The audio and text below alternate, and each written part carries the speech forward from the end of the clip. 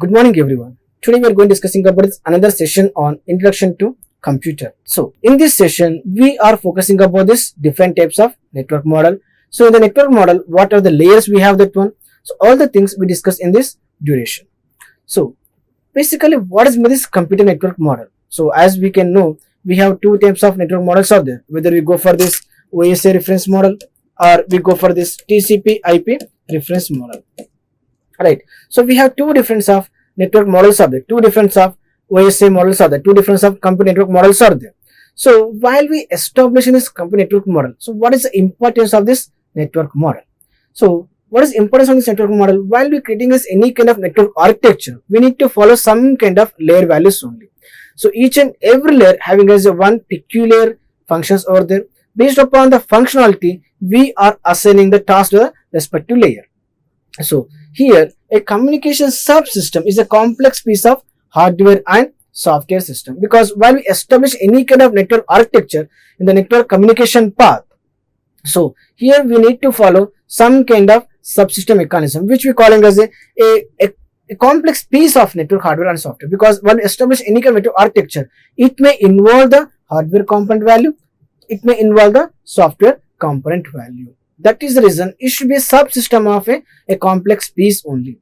And the next one is early attempt for implementing the software for such subsystem were based upon the single, a complex or unstructured program only. So here while implementing the any kind of network software mechanism, that should be a subsystem which were based upon the single, a complex or unstructured mechanism, unstructured components are we are using that one.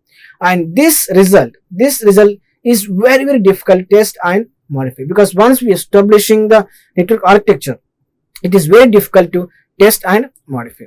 But to overcome such kind of problems, we implemented this ISO standard organization.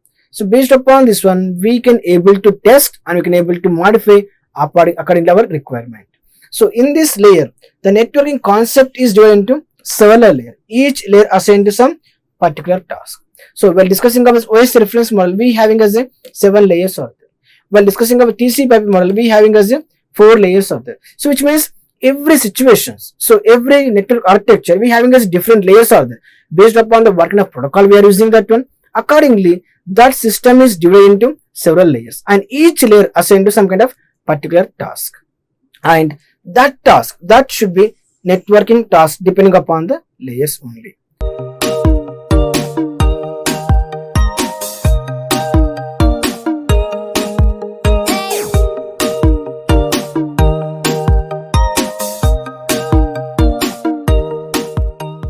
So while coming to this first layer, which we calling as a OSI layer, which means we calling as a open system interconnection layer. What is OSI model? OSI model is a open system interconnection model. So in this OSI model, we having as a 7 layers are there. First one is physical layer, data link layer, network layer, transport layer, session layer, presentation layer and application layer. Total we having as a 7 layers are there. So these 7 layers have each layer having as a particular task is there, they perform some kind of functionality is there. And this layer, so the physical layer and data link layer and network layer, these 3 layers is a starting layer. These are responsible for this network connection only. These are very responsible for this, how the information is transmitted and where we transmit information and how the information transmit situation from source to destination. That is the reason this is responsible of the network. And the next 4 layers, which means from transport layer to application layer, which means transport layer, session layer, presentation layer and the application layer, these are responsibility of the host system. So which means these are the upper layers and these are the lower layers. So these layers basically based upon the layer functionality. So few layers are responsible for this network architecture and few layers are responsible for this host architecture. So what is the functions of this OSI layer? So when discussing about the functions of OSI layer, the first layer is we calling as a physical layer. So in the physical layer, it provides a physical medium. It provides a physical medium through which bits are transmitted. So basically in the physical layer, the information is transmitted through the binary formation, which means the information transmitted either zeros or ones only, because any kind of network architecture, the information is transmitted in the form of this binary formation in the command ASCII command only. So that is the physical medium through the information is transmitted, which is information is transmitted in the form of this binary formation, which we calling as the bits are transmitted or received. That is the main functionality of this physical layer. And second layer is we calling as the data link layer. What is data link layer? Data link layer is basically used for data is transmitted in the form of this data frame. So here in the physical layer, information in the form of this zeros and ones only. But in the framing situation, data link layer, the information is grouping of bits. Here should be every bit should be individual only. Either should be 0 or 1 or the two values are there. Should be in the form of this binary values. But while into the data link layer, the information is transmitted in the form of this frames only. And this data link layer also responds for this, used for this error free for data transmission. So here we can able to see for this error correction mechanism as well as error detection mechanism. In the data link layer, we can able to do for this, we can able to go for this error correction mechanism as well as error detection mechanism. So based upon the term, we can able to say it is used for this error free for data transmissions only. And the next one is the network layer. It is response from this moving packets from this source to destination. So here information in the form of this frames in data link layer, but network layer information in the form of this packets. So data network layer, we can able to share the information through packet. It is response for this moving the packets from source to destination. And the next one is transport layer. It is provides basically transport layer is provide the reliable message to deliver the from process to process. We have to use some source systems are there as well as we are using some kind of destination systems are there. So it is provide the services. It will be helpful to reliable message only. So what is this reliable services here? So here the reliability services means it is the response for this information is reach the destination successfully with help of this acknowledgement. Whether we go for positive acknowledgement and negative acknowledgement. So if we go for positive acknowledgement, which means the information is successfully transmitted to the receiver, successfully delivered to the receiver. So that it is provide the reliability of message system. And next one is session system. It should be establish the manage, because while discussing about these previous sessions, which is service primitives. So connection establishment and manage the services, which means share the information, transmit the information as well as receive the information, and finally terminate the session. So it is used to establish the manage and session establishment, session management, and completion of session, terminate the session. That is the response of this session layer. And the presentation layer. So it is response is translation, encryption or decryption. All the things it should be taken care of about this presentation layer. And the final layer is application layer. This is my end layer. This layer is provide services to the user. So this should be information transmission should be source to destination as well as destination to the source values only. So while we're doing this physical layer, physical system information in the form of this binary formation, which is zeros and ones, and data link layer information in the form of this frames, and next one is information transmit in the form of this packet, and transport is response of this reliability, and the session layer is response of this establish the connection, transfer the connection, and terminate the sessions. And next one is presentation layer, which is response for this translation, which is compression of encryption, etc. And in the next one is application layer, which is end layer, which is the user to the services only. So similarly, when you go for this in the reverse manner, so here go for this responsive translation and compression. So which means we go for this, sometimes we go for this compression of encryption values in the source side, and the receiver side we go for this decryption. We go for synchronization manner, we go for decryption of all the things. It should be taken care of by this presentation layer. And this should be my web services only. For example, HTTP hypertext transfer protocol, which means that should be the application end layer kind of structure values only. And so here we discussing about this one by one, what is the each and every layer. So when you see this one, so the physical layer as we discussed, the physical layer is information shared in the form of this binary formation, which is zeros and ones. So and this information is transmitted to the network layer from the data link layer, network layer to data link layer to physical layer. So at the same time, this is to the source direction, And similarly, through some kind of transmission medium, as we discussed in the previous session, through some kind of transmission medium we are using that one, the information transmitted to the again to the physical layer. So here source side we having as a physical layer, as well as in the destination side also we having as a physical layer. So information is transmitted through the physical layer, that is binary formation, and through transmission media we transmit the information to the receiver mode, that is to the physical layer. Here also binary formation is there. At the same time, here also we having some kind of binary formation is there. And so here the information coming to data link layer, and here also information is transmitted to the data link layer. So here in the transmission medium, as we discussed in the earlier sessions, so this should be either connection oriented communication or the connection less communication system. So those kind of situations we are using the physical layer values only. And the next one is we calling as a data link layer. So what is data link layer? So data link layer is basically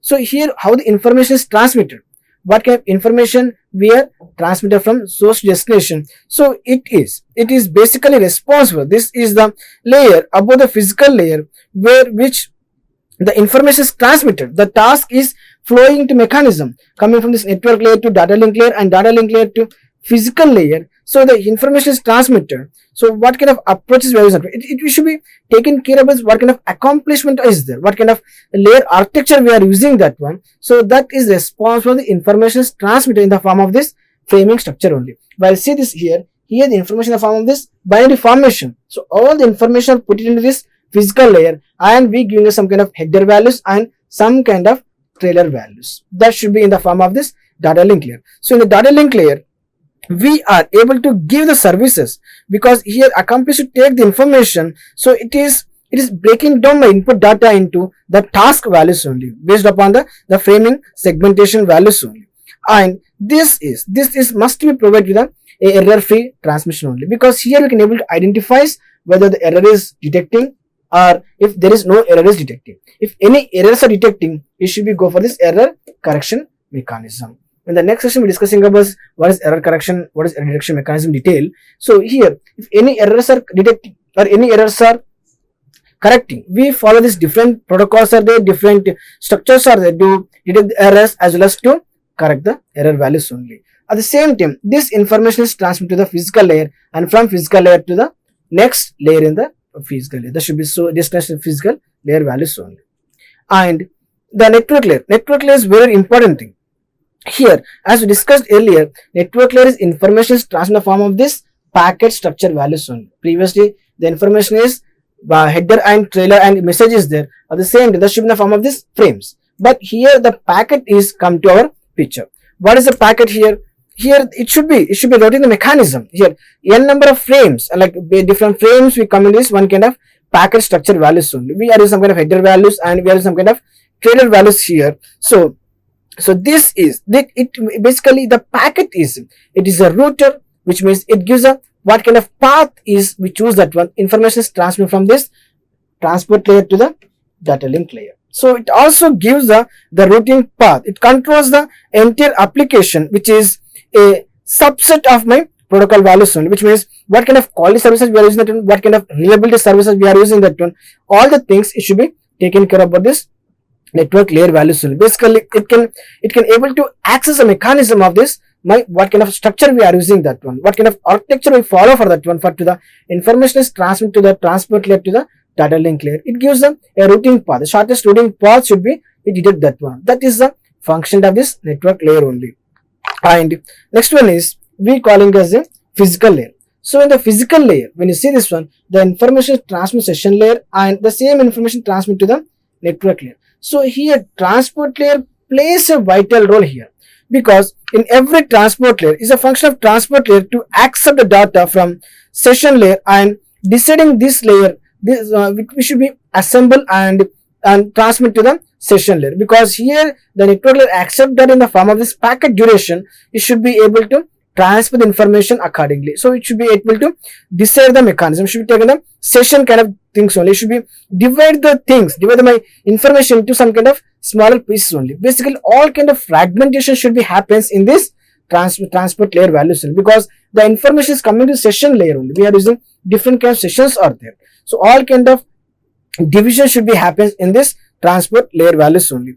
And it also determine what kind of services, what type of services we need to provide of this system, we need to provide of the session layer, and it used for this network values only. What kind of sessions we are using to get the information successfully transmitted to the network layer in the form of this packet kind of architecture, that is taken care of by this transport layer. And it also, the transport also, it multiplexes the data and demultiplexes the data. In the source side go for this multiplex, and the destination side go for this demultiplex. What is multiplexing? Because we go for this fragmentation mechanism and we go for this defragmentation mechanism. So we go for this multiplexing mechanism in data and establishing this multiple connections when taking about this high throughput is required. So on the system, it taken care about this all the parameters of this multiplexing mechanism of that is taken care about this transport layer.